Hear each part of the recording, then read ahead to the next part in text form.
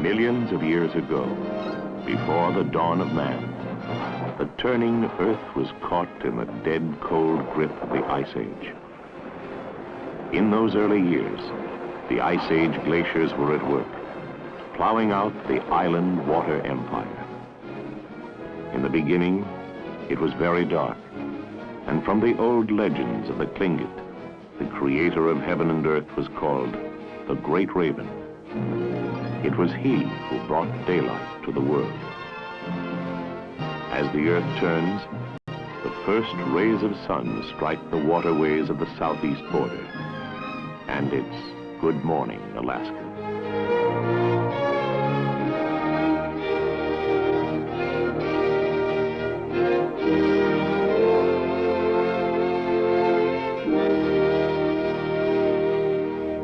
In time, the Ice Age retreated, leaving what is now the Southeast Archipelago, the green necklace of the great land. The state that will lead America north to the future is still in the early morning of development. All states need many things for growth.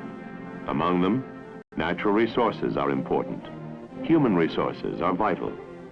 But the people who are the state can only progress and go places on highways for communication and transportation, highways geared to the modern age. However, many Alaskan centers, from Kodiak across the Gulf to the communities within the 35,000 square miles of Tongass National Forest, with its mainland mountain and glacier barriers, spruce and hemlock-firred islands anchored in a maze of fjords, passages and channels of the sea, can only be traversed by water or by air. It was here, where the town of Sitka stands today, that the Russians in the 1700s made their headquarters in tapping the Northland's wealth of furs. And it was here, having sold us the great land, they turned over Alaska to the United States in 1867. Those who ventured to visit Alaska soon discovered that furs were not the only riches. In the southerly island areas, it was a land of mild, moist weather, tempered by warm currents offshore. The clear waters harbored shoals of salmon. This finest of food species had been taken by eager fishermen for centuries.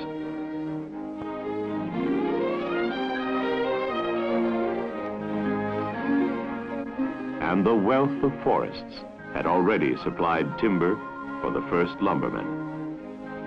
And those who came after them and produced finished boards for house construction and works of art. Today, the history and culture of Alaska is best told by the carving on the early day totem poles. Within a few years, canning and lumbering centers had grown up in the island empire. But there was one thing all these older communities had in common. From Kodiak across the Gulf to Ketchikan, Petersburg, Wrangell, Sitka, and even at the first gold center, Juneau, which became Alaska's capital in 1906, they were isolated by mainland mountain barriers and winding passages of the sea. There was a real need for some modern method to span long stretches of water and then connect to the land. Unlike most American communities, all roads ended beyond the edge of town. Cars had to be shipped in by freighter. There seemed to be no possible way the communities could ever be linked by the modern life-sustaining artery of a motor highway. It would have to stop at the water's edge. This cut out the modern American family way to travel, with the kids in the car, camper, or trailer. The only way anyone, resident or tourist, could drive to Alaska from the lower 48 was over the long highway through Canada's North Country. In 1959, after years of struggle and setbacks, Alaska became the youngest state and added the 49th star to the flag. finally, for the great land, the morning had come.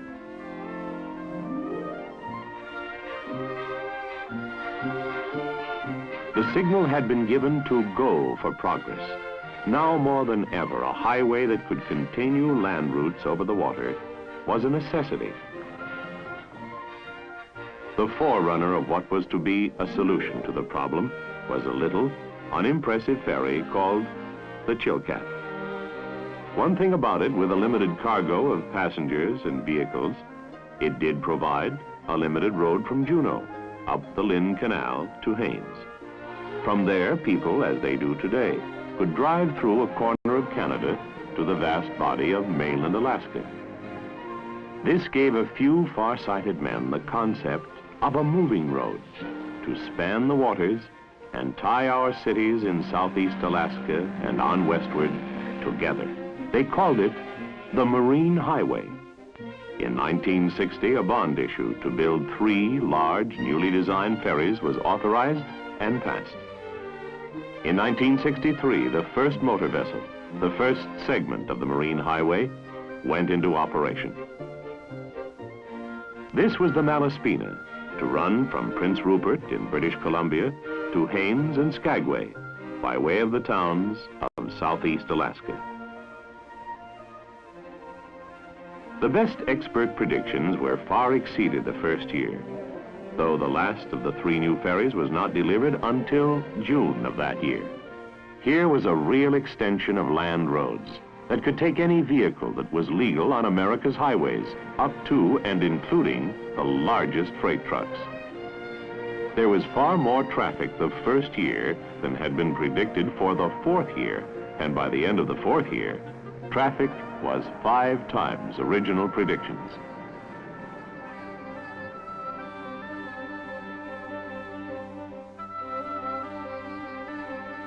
Coming aboard for the first time, passengers find themselves on a vessel with similar attractions to that of a cruise ship. The larger ferries have several types of staterooms for those who want them. Many passengers would as soon relax in the airplane-type reclining chairs.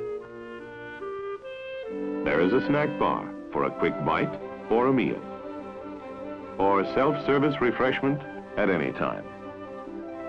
For those who prefer a full-course dinner, there is a dining room with excellent food and courteous service.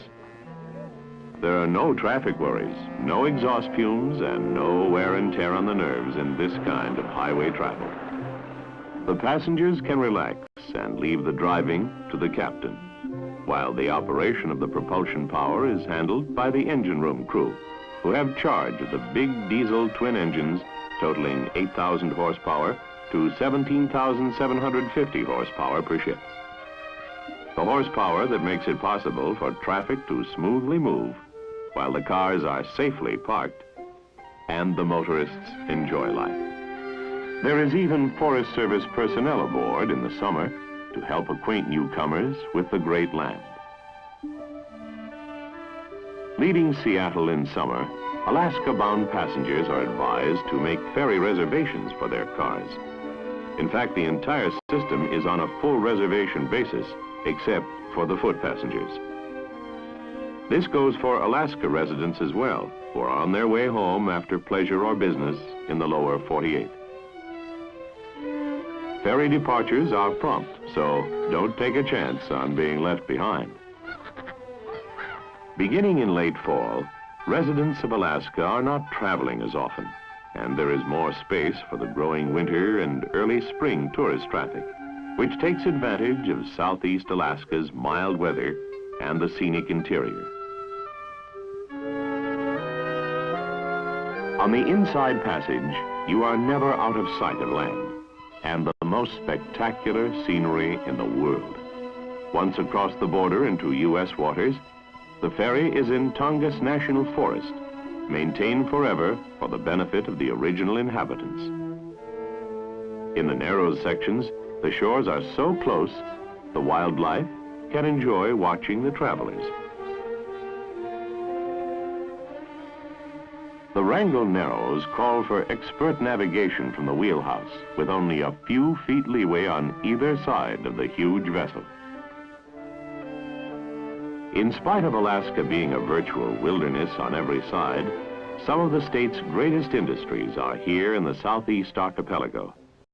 Southeast Alaska, up until the war years, supplied the mainstay of Alaska's economy. The forests are our greatest renewable natural resource. Under a plan to harvest mature trees and make way for new growth, supervised cutting of timber in the area feeds a woods product industry around communities like Ketchikan, whose biggest operation provides one of the largest payrolls in the state. The trees are a crop that under skilled forest management will be continually renewed to ensure jobs and income for years ahead, not only around Ketchikan, but Wrangell, Petersburg, and Sitka, and all the other forest communities. In this water world, fish are the basis of a great food industry and support another large workforce, who in turn support the people who provide the services and supplies. Wrangell, first ferry stop north of Ketchikan, is another fish and woods product center. Next oldest southeast settlement to Sitka, it was established as a Russian fort in 1834. This stop is a real plus for the rock hunting tourists who find garnets plentiful in the area. Petersburg, first port above Wrangell Narrows, is younger, beginning as a fishing port in 1897. It is considered one of the wealthiest cities per capita in the world. Only a few miles from Petersburg lies LeConte Glacier, one of the most active glaciers in the state.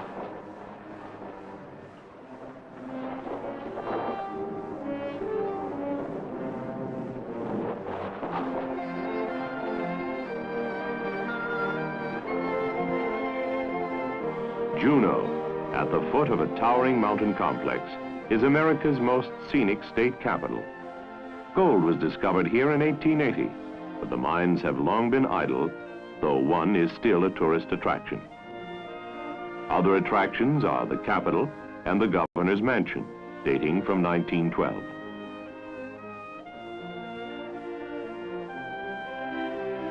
Visitors also flock to Mendenhall Glacier. The ice face is up to 200 feet high, and the glacier is retreating at the rate of 90 feet a year. From Juneau northbound, our next stop is Haines and Port Chilkoot.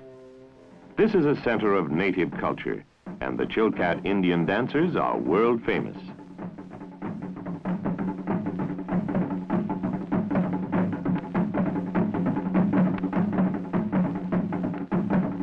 From Haines, the land road leads across a corner of Canada to central Alaska. Farthest north ferry stop is Skagway. This was the gateway to the gold rush to Canada's Klondike. Gold seekers left here for the famed Chilkoot Pass over the mountains to the Yukon Territory. The town's population then was 20,000. Today, it is only a fraction of that.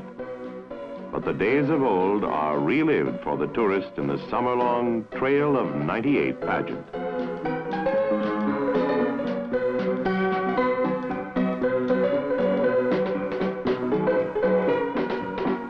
A narrow-gauge railroad, the White Pass route, leads to Whitehorse in the Yukon.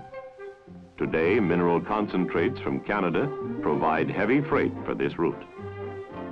Over this railroad, or the highway to Haines, Alaskans from Fairbanks or Anchorage can come south to explore the Green Islands and the historic and scenic towns of the Southeast Archipelago, as well as their state capital. Since the coming of the Marine Highway, the road for the people of Southeast no longer ends a few miles out of town. In the family car or camper, they can take off over the water for any destination that can be reached by road in Alaska or all of North America. Residents or out-of-state visitors can travel the Southeast Panhandle in their own vehicles for sightseeing, for camping, for fishing, or business. They can go on to the mainland of Alaska by way of the Haines Road to Tok Junction and swing north to Fairbanks or south to Anchorage. From these cities, they can make a relatively inexpensive air excursion to the Arctic, or drive to the scenic wonderland of Mount McKinley National Park. Here they will find that the original inhabitants have learned to tolerate human visitors. To serve the southwest segment of the Marine Highway system, a ferry leaves Anchorage on a regular summer schedule and travels down Cook Inlet by way of the huge offshore oil rigs to touch at Kenai, Homer, Seldovia, Kodiak, and Seward.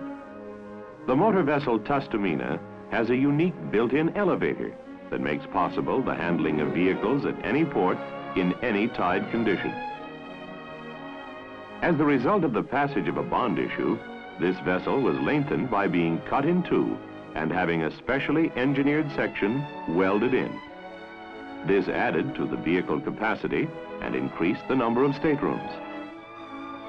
The Tustumena serves the workforce of the oil industry centered around Kenai, the Kenai Peninsula, and Homer, a fishing and farming community. Seldovia, another seafood center with no land road connection, also depends on the Marine Highway for vehicle transportation. From here, the overwater artery runs to Kodiak Island, the land of the giants. In the wilds beyond town is the Kodiak bear, largest carnivorous animal alive. From the sea comes another giant, the king crab. Kodiak, of course, is the king crab capital of the world. The canneries here also process salmon, halibut, clams, and shrimp. From Kodiak, the ferry moves north to Seward. This harbor, ice-free in winter, is Tustumena's home port. Seward is connected to Anchorage and Fairbanks by land highway and by the Alaska Railroad.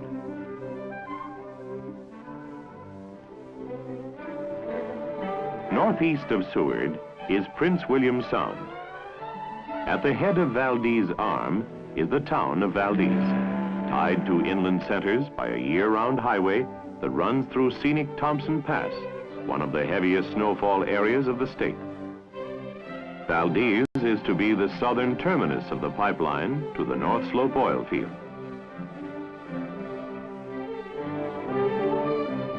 At opposite ends of the sound are Cordova and Whittier. They are connected to the land road at Valdez by a smaller segment of the Marine Highway, the motor vessel E.L. Bartlett. The Bartlett is the result of special design efforts requiring 2 years.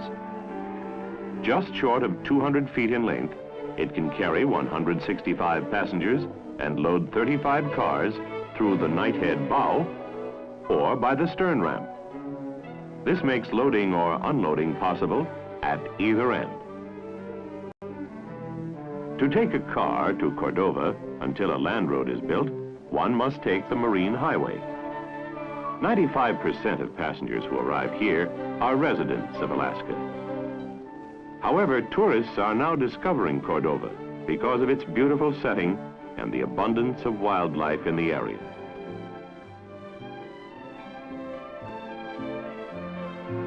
The water route from Whittier to Valdez is 95 miles, 400 by land road. To residents of Anchorage, the weekend circle tour is popular. Drive to Whittier with a short section of the trip aboard Alaska Railroad cars. The Bartlett to Valdez.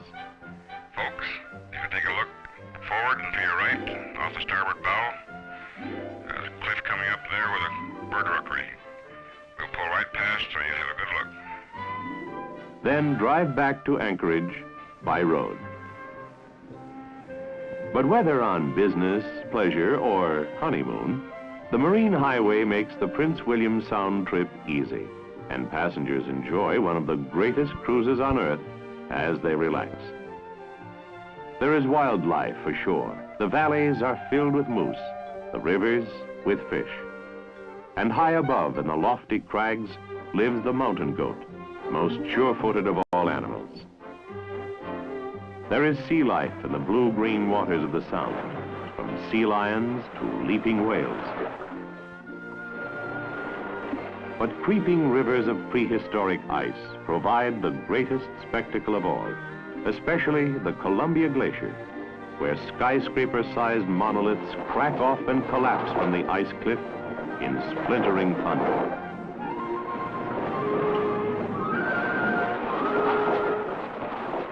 The Bartlett design immediately proved so successful that to expand service in the southeast, 2 more similar vessels are required. The state of Alaska is working on extending the marine highway through bond issues authorized by the legislature in Juneau. By the latter part of the 1960s, there was a real need for far-sighted planning that would further provide a water road network to tie all segments of the great land together.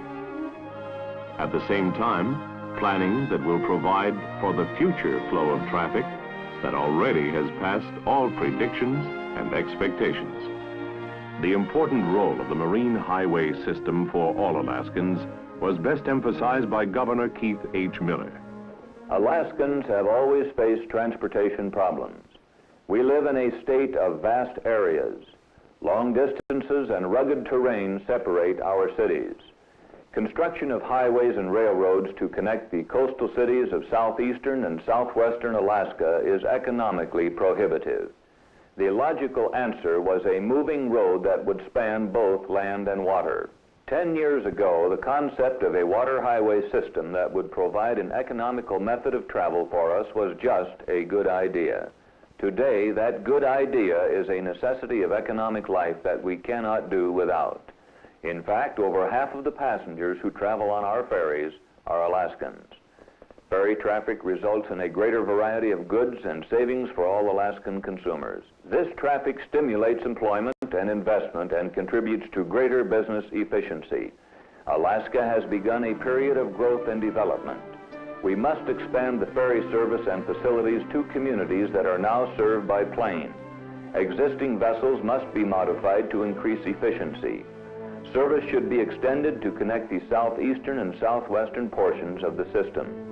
The Alaska Marine Highway provides the only fast and efficient transportation for both passengers and vehicles to communities not connected by roads. Remember, the ferry system is not just a service, it is a necessary means of access to materials and markets for all Alaskans. We are still in the early morning of development, and the Marine Highway is a big part of our future. We must plan for its expansion in order to keep pace with the growth of our great state. From a vessel leaving Sitka, gliding up along the Alexander Archipelago through the playground of the Great Whale. Not so far south now lies the lower 48. To the west, 5,000 miles away, lies Japan. Across the Gulf is another sea arm of Alaska, Kodiak, Katmai National Monument, Homer, and all the Southwest. In time to come, the Marine Highway, aboard a seagoing motor vessel, will connect the loose ends in the southwest and southeast to form an in-state system that circulates traffic between the mainland heart and the outer fringes. This will further ensure a United States route from Seattle to the southeast, to Anchorage and on to Fairbanks, and eventually the Arctic, to tie Alaska and the lower 48 in a motor road network that moves traffic across oceans and mainland barriers. Over this wide-reaching road that spans seas, channels, and inlets, as well as mountains, lakes, rivers, muskeg, and Arctic permafrost, the great land will lead America north to the future.